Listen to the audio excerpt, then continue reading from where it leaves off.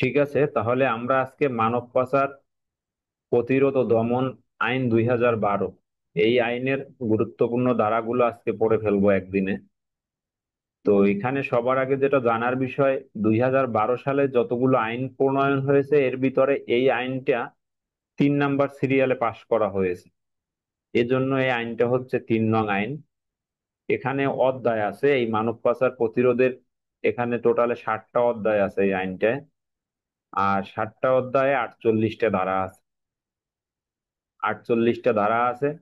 এই আইনটা কার্যকর হয়েছে 20 ফেব্রুয়ারি 2012 থেকে।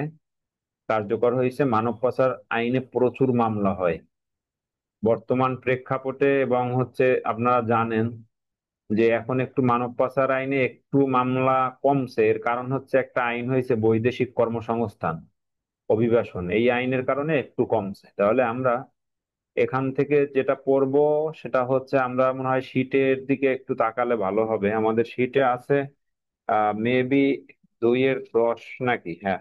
1 নাম্বার ধারায় সেম ঘটনাই বলা আছে আগের মতো, যে আপনার হচ্ছে এই আইনের প্রস্তাবনা এবং কার্যকর, এবং হচ্ছে এটা কি অবিলম্বে কার্যকর হবে এটা বলা আছে শুধু। এই আর 2 ধারায় হচ্ছে আমাদের বরাবরের মতো অন্য অন্য আইনের মতো সেম, এখানে সংজ্ঞা বলছে 2 ধারায়। 2 ধারায় সংজ্ঞা আমাদের 10 পড়বো আমরা একটু। 10 বলছে মানব পাচারের শিকার ব্যক্তি বা ভিকটিম, অর্থাৎ মানব পাচারে যে ব্যক্তি শিকার হবে তাকে ভিকটিম বলা যাবে। তাহলে আমাদের দ্বারা হচ্ছে 2, 2-এর উপদ্বারা হচ্ছে 10। এই 2-10-এ বলা হয়েছে মানব পাচারের যে শিকার হয় সেই ব্যক্তিকে মানব পাচারের শিকারের ব্যক্তি অথবা ভিকটিম বলে অভিহিত করা হবে। ঠিক আছে, এই ভিকটিম, এই ভিকটিমের কথা কি বলছে, এই আইনে সংগঠিত মানব পাচার ও প্রতিরোধের যদি শিকার হয় তাহলে আইনগত অভিভাবক বা উত্তরাধিকারীও ইহার অন্তর্ভুক্ত হইবে। দেখেন, এখানে বলছে যদি কোনো ব্যক্তি, যেমন মানব পাচারের শিকার হয়েছেন, আপনি মানব পাচারের শিকার হয়েছেন অথবা আপনার পরিবারের একজন মানব পাচার হয়েছে, সেক্ষেত্রে আপনার আপনার যাকে মানব পাচার করা হইলো, যাকে নিয়ে যাওয়া হইলো, সেই ব্যক্তি শুধু ভিকটিম না, তার পরিবারও ভিকটিম হবে। এটা এখানে বলা হয়েছে ভিকটিম হবে, এটা বলা হয়েছে মানে মানব পাচারের শিকার ব্যক্তি বা ভিকটিম।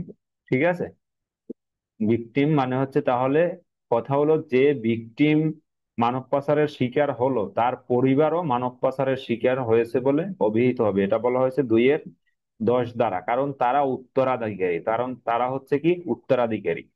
এতটুক গেল 2-10। এরপর আমরা দেখব 2-15, অর্থাৎ 2 ধারার 15 উপধারা। এখানেও সংজ্ঞা আছে শোষণ বা নিপীড়ন, ইংরেজিতে বলা হয় এক্সপ্লোট। ঠিক আছে, ইংরেজিতে বলা হয় এক্সপ্লয়টেশন। এক্সপ্লয়টেশন মানে হচ্ছে শোষণ বা নিপীড়ন। তাহলে এই শোষণ বা নিপীড়ন অর্থ হচ্ছে কোনো ব্যক্তির বিরুদ্ধে তাহার সম্মতি ক্রমে, কোনো ব্যক্তির বিরুদ্ধে তাহার সম্মতি ক্রমে, এখন বলতে পারেন সম্মতি ক্রমে হয় না অনেক সময়, অনেক কিছু সহ্য না করতে পেরে আমরা সম্মতি প্রদান করতে বাধ্য হই। ঠিক আছে, এটা বলছে সম্মতি ক্রমে বা বিনা সম্মতিতে নিম্নলিখিত কয়টা কাজ আছে, 8টা কাজ আছে, এই 8টা কাজ শোষণ বা নিপীড়ন বলে গণ্য হবে। এর ভিতরে একটা হচ্ছে পতিতাবৃত্তি বা যৌন শোষণ। এখানে দফা দেয়া আছে, দফা ক।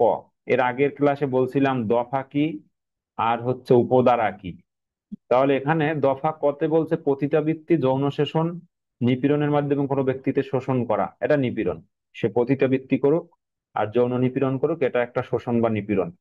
9 নম্বরে বলছে পতিতাবৃত্তি বা পর্নোগ্রাফি উৎপাদনে, যদি পতিতাবৃত্তি বা পর্নোগ্রাফি যদি উৎপাদনে বা বিতরণে মুনাফা ভোগ করে কোনো ব্যক্তি, নিয়োজিত ব্যক্তি, সেক্ষেত্রে সেটাও শোষণ নিপীড়ন। 9 নম্বরে বলছে জবরদস্তিমূলক শ্রম বা সেবা আদায়, আপনাকে যদি জোর করে কোনো কাজ করানো হয় আপনার, যেটা আপনার দ্বারা সম্ভব না, এই জবরদস্তিমূলক আপনাকে যদি চাপ প্রয়োগ করে করানো হয় সেটার কথা বলা হয়েছে, সেটাও হবে এই শোষণ বা নিপীড়নের মধ্যে পড়বে। ঠিক আছে, এর বলছে ঋণ দাসত্ব বা দাসত্ব, যে আপনি ঋণ নিয়েছেন কারো কাছ দিয়ে, সে আপনাকে ঠেকাই দিচ্ছে যে তার দাসত্ব করতে হবে, তার গোলামি করতে হবে কিছুদিন, যদি এরকম হয় এটাকে বলা হয় এই দাসত্বর। আর একটা ইংরেজি আছে সার্ভিটিউট। এই সার্ভিটিউট মানে হচ্ছে দাসত্ব। এই কথাটা প্রায় প্রায় শুনবেন যে বিভিন্ন সময় বিভিন্ন ভালো ভালো যারা ব্যক্তি আছে টকশোতে বলে যে সার্ভিটিউড, তাহলে এই দাসত্ব, ঠিক আছে, যেমন আমাদের ক্ষেত্রে যেটা হয়েছে আমরা নাকি দাসত্ব পালন করছি, সেটা হচ্ছে সার্ভিটিউড। তো দাসত্বরূপ কর্মকাণ্ড গৃহস্থ হতে সার্ভিটিউড, তাহলে এগুলো হচ্ছে শোষণ বা নিপীড়ন। আর একটা বলছে প্রতারণামূলক বিবাহের মাধ্যমে যদি কাউকে শোষণ করা হয়, মিথ্যা বিবাহ, সোজা কথা, প্রতারণামূলক যদি মিথ্যা আশ্রয়ের মাধ্যমে যদি কাউকে শোষণ বা নিপীড়ন করা হয় সেটাও। আর একটা বলছে এখানে যে কোনো ব্যক্তিকে জোরপূর্বক বিনোদন বা ব্যবসায় ব্যবহার, কোনো ব্যক্তিকে জোরপূর্বক বিনোদন বা ব্যবসায় ব্যবহার করা। এরপর বলছে কোনো ব্যক্তিকে ভিক্ষাবৃত্তিতে বাধ্য করা, এটা থেকে এমসিকিউ আসে পরীক্ষায়, এটা থেকে বার কাউন্সিলেও এমসিকিউ আসে, যে ভিক্ষাবৃত্তিতে যদি কাউকে বাধ্য করা হয় সেটা কোন আইন অনুযায়ী অপরাধ হবে। যদি ভিক্ষাবৃত্তিতে বাধ্য করা হয়, এটা দণ্ডবিধিতেও আছে, কিন্তু মূলত এটা হচ্ছে এই মানব পাচার আইন অনুযায়ী বর্তমানে ব্যবস্থা গ্রহণ করা হয়। তাহলে এই ভিক্ষাবৃত্তিতে বাধ্য করা এটাও এক প্রকার শোষণ বা নিপীড়ন, হয় না? আপনারা দেখবেন যে রাস্তার মোড়ে মোড়ে যে প্রতিবন্ধী কিছু লোকজন থাকে, অথবা দেখা যায় একটু শারীরিকভাবে অক্ষম যে লোকজন থাকে, তাদেরকে দেখবেন সকালবেলা গাড়ি নিয়ে সেই বৃষ্টির ভিতরে ও রোদের ভিতরে, আপনি মনে করেন এই ফালাই রাইখে যায়, কি রোদ কি গরম এর মধ্যে, আর এর ভিতরে আল্লাহ আল্লাহ জিকির করে, ওই লোকটা কিন্তু যে টাকা তার আসে, সে কিন্তু ওই টাকাটা পুরো সে পায় না। যারা তাকে নির্বাহ করে, অর্থাৎ গোসল টোসল করায়, খাওয়া দাওয়া করায়, ওই পেটের বিনিময়ে ওই টাকাগুলো ওরা আত্মসাৎ করে নিয়ে যায়। এটা একটা শোষণ, নিপীড়ন, ঠিক আছে? কারণ ওকে রাস্তার মাঝে না ফালাইয়া ওকে কিন্তু একটা ভালো জায়গায় রাখতে পারে, ভালো একটা জায়গায় ব্যবস্থা করতে পারে, এটাও।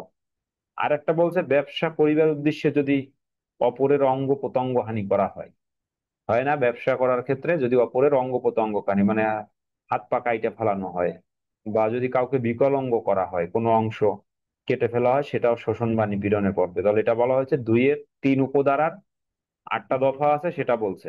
এবার আমরা মোস্ট ইম্পর্টেন্ট যেটা দেখব, প্রয়োজনে দাগ দিয়ে রাখতে পারেন, সেটা হচ্ছে সংঘবদ্ধ অপরাধী।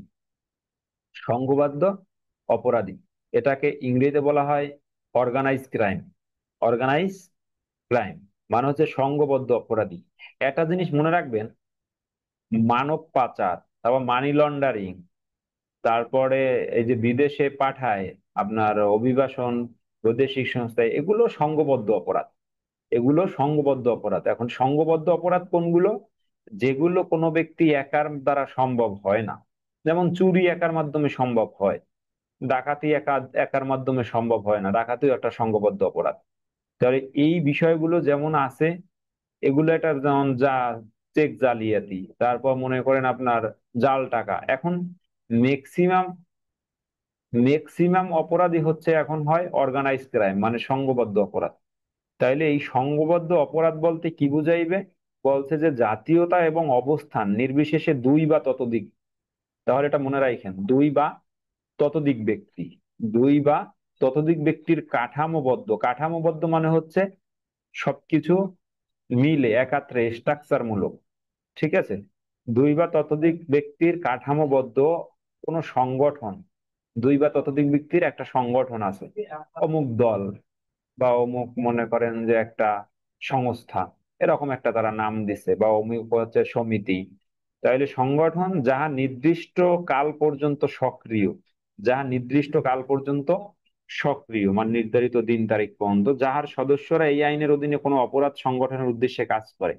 অর্থাৎ অর্গানাইজ ক্রাইম এই আইনে বলছে আপনার সংঘবদ্ধ অপরাধী চক্র বলতে বোঝাইবে যে দুই বা ততোধিক ব্যক্তি মিলিত হয়ে যদি একটা নির্দিষ্ট সংগঠনের মাধ্যমে অথবা সংস্থার মাধ্যমে যদি তারা এই ধরনের কার্যকলাপ করে, যদি কোনো প্রকার এই অপরাধ করে, সেটা সংঘবদ্ধ অপরাধ হিসেবে চিহ্নিত হবে। এটা বলছে 2-16, এটা কিন্তু রিটেন পরীক্ষায় আসে যে সংঘবদ্ধ অপরাধ কাকে বলে। আর এমসিকিউ যদি আসে তাহলে সংঘবদ্ধ অপরাধে কমপক্ষে কতজন ব্যক্তির অংশগ্রহণ দরকার, যে কমপক্ষে 2 জন, অর্থাৎ দুই বা ততোধিক। বা যদি এভাবে আসে যে কতজন ব্যক্তি মিলে সংঘবদ্ধ অপরাধ গঠিত হয়, তাহলে আসবে দুই বা ততোধিক, দুই বা ততোধিক। এর আগে আরো একদিন বলেছিলাম, আবারও বললাম যে একের অধিক একাধিক, দুইয়ের অধিক ততোধিক। আচ্ছা, এরপরে আমরা পড়বো, তাহলে আমাদের এ পর্যায়ে হচ্ছে তিন ধারা। তিন ধারা এই যে আপনার মানব পাচারের সংজ্ঞা, আপনি যে মানব পাচার পড়বেন, মানব পাচার কাকে বলে সেটা হচ্ছে সংজ্ঞা এখানে প্রদান করা হয়েছে। যদি কোনো ব্যক্তি অপর কোনো ব্যক্তিকে, ঠিক আছে, যদি কোনো ব্যক্তি অপর কোনো ব্যক্তিকে, এখানে দুইটা উপধারা আছে, উপধারা 1 আর উপধারা 2। উপধারা 1-এ আবার তিনটে দফা আছে, ক খ খ। এখানে বলছে অপর কোনো এক, 1 নম্বর বলছে ক দফাতে বলছে যে অপর কোনো ব্যক্তিকে ভয়ভীতি প্রদর্শন বা বল প্রয়োগ করিয়া, কি বলছে, 1 নম্বর বলছে ভয়ভীতি প্রদর্শন বা বল প্রয়োগ করিয়া।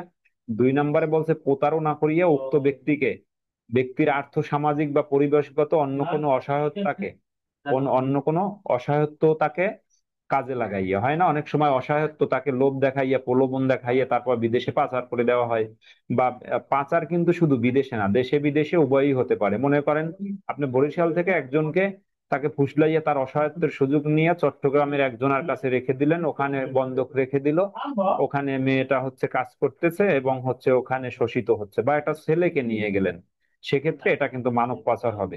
ঠিক আছে, তাহলে এটা বলছে খতে। আর গতে বলছে আপনার অর্থ কোনো অসুবিধা লেনদেন পূর্বক উক্ত ব্যক্তির নিয়ন্ত্রণে রহিয়াছে এমন সম্মতি করে গ্রহণ করিয়া।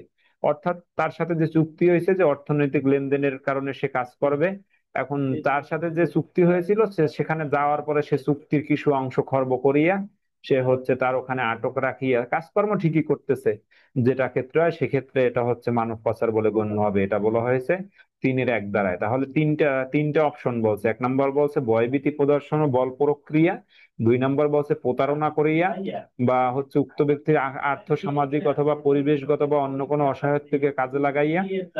আর গ নম্বরে বলছে অর্থ যে কোনো সুবিধা বা লেনদেন পূর্বক উক্ত ব্যক্তির নিয়ন্ত্রণ রহিয়াছে এমন ব্যক্তির সম্মতি গ্রহণ করিয়া, এটা বলা হয়েছে। ঠিক আছে। আর আমরা যদি এরপরে যদি যাই, কি বলছে দেখেন, যে বাংলাদেশের অভ্যন্তরে বা বাহিরে এই মানব পাচার বাংলাদেশের অভ্যন্তরেও করতে পারে, বাহিরেও করতে পারে। এই বাহিরে যৌন শোষণ, নিপীড়ন বা শ্রম শোষণ বা অন্য কোনো শোষণ নিপীড়নের উদ্দেশ্যে ক্রয় বিক্রয়, আপনি কি করতে পারে, নিপীড়ন করতে পারে, উদ্দেশ্যে ক্রয় বিক্রয় করতে পারে, সংগ্রহ করতে পারে, গ্রহণ করতে পারে, অথবা নির্বাসন করতে পারে বা স্থানান্তর করতে পারে, চালান দিতে পারে, আটক করতে পারে, লুকাইয়া রাখতে পারে, আশ্রয় দিয়ে রাখতে পারে, সেক্ষেত্রে এগুলো মানব পাচার বলে গণ্য হবে। আর আমাদের 2-তে বলা হয়েছে, 3-এর 2 উপধারায় বলা হয়েছে যে যে ক্ষেত্রে কোনো শিশু পাচারের শিকার হয়, এটা কিন্তু গুরুত্বপূর্ণ। তাহলে 3-এর 2 উপধারা, 3-এর ক্লোজ 2 উপধারায় বলা হয়েছে যে ক্ষেত্রে কোনো শিশু পাচারের শিকার হয়, সেই ক্ষেত্রে এর দফা ক হইতে গতে বর্ণিত মানব পাচার অপরাধ সংগঠনের মাধ্যমে অনুসৃত হইয়াছে কিনা তাহা বিবেচিত হইবে না। বলছে কি, যদি শিশুর ক্ষেত্রে হয়, শিশুর ক্ষেত্রে, সেই শিশুর ক্ষেত্রে আপনার কি বলছে, যদি মানব পাচার মানে শিশুর ক্ষেত্রে আপনার বুঝাইছে অর্থনৈতিক লেনদেন বা কারো নিয়ন্ত্রণ রহিয়াছে কিনা এমন ব্যক্তির সম্মতি দরকার নাই, শিশুর ক্ষেত্রে যদি নিয়ে যায়, অর্থাৎ শিশুর ক্ষেত্রে কড়াকড়ি করছে, সেক্ষেত্রে সেটা মানব পাচার বলিয়া গণ্য হইবে, এটা বলা হয়েছে। ঠিক আছে, এটা বলা হয়েছে। এখানে একটু ব্যাখ্যা দেওয়া হয়েছে যে সার্ভিটিউড, এই সার্ভিটিউড অর্থাৎ দাসত্ব, যদি কাউকে সার্ভিটিউটে বাধ্য করে দাসত্বমূলক কার্যক্রম করাইতে, এবং হচ্ছে সে ব্যক্তিকে যদি চাকরির শিকার হইতে পারে বা চাকরি প্রদান করবে এই মর্মে গ্রহণ করিয়া অন্য কাজে ব্যবহার করিয়া তাকে আটক রাখা হয়, সেক্ষেত্রেও সেটা মানব পাচার বলিয়া সংগঠিত হইবে। এটা আমাদের 3 ধারায় বলা হয়েছে। তাহলে আমরা 3 ধারায় পড়লাম মানব পাচারের সংজ্ঞা।